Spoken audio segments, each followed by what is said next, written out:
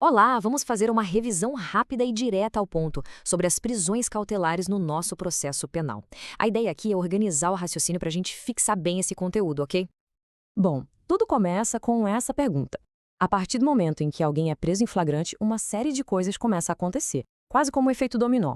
Entender essa sequência é o mais importante, porque cada passo tem um prazo e um porquê definidos em lei.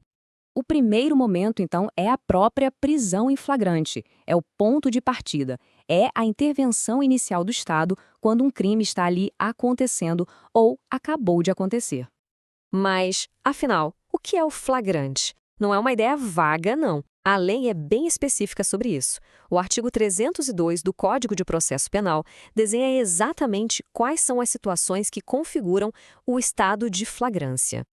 De forma bem resumida, flagrante delito é essa captura durante ou logo depois do crime. Mas olha, sempre dentro daquelas hipóteses que a lei descreve. Essa precisão toda é uma garantia fundamental para evitar prisões arbitrárias.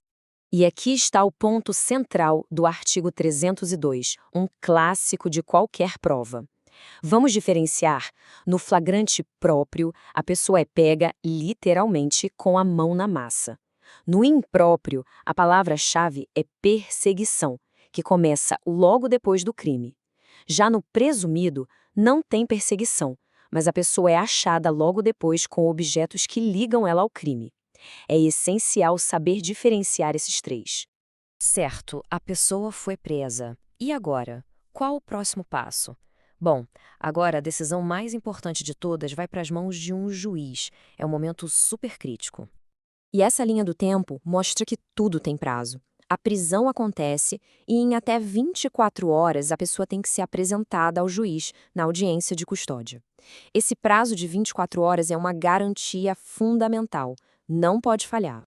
E é bom lembrar, a audiência de custódia não serve para julgar se a pessoa cometeu o crime ou não. O objetivo é o outro, é verificar se a prisão foi legal e se existe necessidade de manter essa pessoa presa. É ali que o destino imediato dela é decidido. Então, o juiz se depara com uma encruzilhada, como diz o artigo 310. Basicamente, são dois caminhos. A prisão foi ilegal? Ele relaxa, ou seja, anula e solta. A prisão foi legal? Aí ele analisa. Existem motivos para a prisão preventiva? Se sim, ele converte. Se não, ele concede a liberdade provisória. Uma decisão com impacto gigante. Agora, vamos dar uma olhada na opção mais grave, a conversão em prisão preventiva. E é bom a gente lembrar sempre que ela é uma medida de exceção. O que justifica prender alguém antes de uma condenação? O artigo 312 dá a resposta. A prisão preventiva não é uma punição antecipada, não. Ela é uma medida cautelar para proteger o processo ou a sociedade. É uma diferença sutil, mas que muda tudo. Para o juiz, se quer pensar em decretar preventiva, duas coisas são obrigatórias e têm que vir juntas. Primeiro, prova de que o crime existiu. Segundo, indícios de que aquela pessoa é a autora. Sem esses dois elementos, a conversa nem começa. Além daqueles dois pressupostos, o juiz precisa de pelo menos um desses fundamentos. Seja para evitar que a pessoa cometa outros crimes, ou para impedir que ela atrapalhe a investigação, ou mesmo para garantir que ela não vai fugir antes do julgamento. E aqui tem uma regra de ouro, lá do artigo 314. Se estiver claro que a pessoa agiu, por exemplo, em legítima defesa, o juiz simplesmente não pode decretar a preventiva. É uma proteção muito importante. Mas e se não couber a prisão preventiva? Aí a gente vira moeda.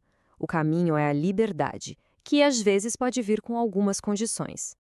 A liberdade provisória é a regra quando a preventiva não se justifica. Ou seja, a pessoa vai responder ao processo em liberdade, o que reforça aquele princípio da presunção de inocência.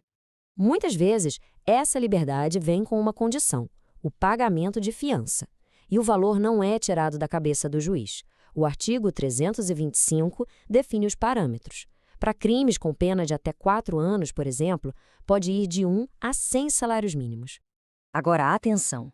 A lei traz uma lista de crimes que são inafiançáveis. Para esses, a pessoa até pode conseguir a liberdade provisória, mas nunca pagando fiança.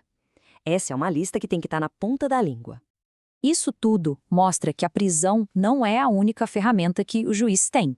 O artigo 319 traz uma lista de medidas alternativas, como a tornozeleira eletrônica, a proibição de ir a certos lugares ou a obrigação de comparecer em juízo todo mês. E para a gente fechar, vamos falar de uma situação bem específica, a prisão domiciliar. É importante entender que ela não é um novo tipo de prisão, mas uma forma diferente de cumprir a preventiva. O artigo 318 permite que, em situações humanitárias, a prisão preventiva seja trocada pela domiciliar. A pessoa continua presa, só que na residência dela. E quem tem esse direito? A lei dá uma lista fechada dos casos, sempre pensando em situações onde a prisão comum seria muito cruel. Pessoas com mais de 80 anos, alguém muito doente, gestantes e mães ou pais que são os únicos responsáveis por crianças de até 12 anos. São critérios bem objetivos para proteger a dignidade e a saúde. E a gente termina com essa reflexão.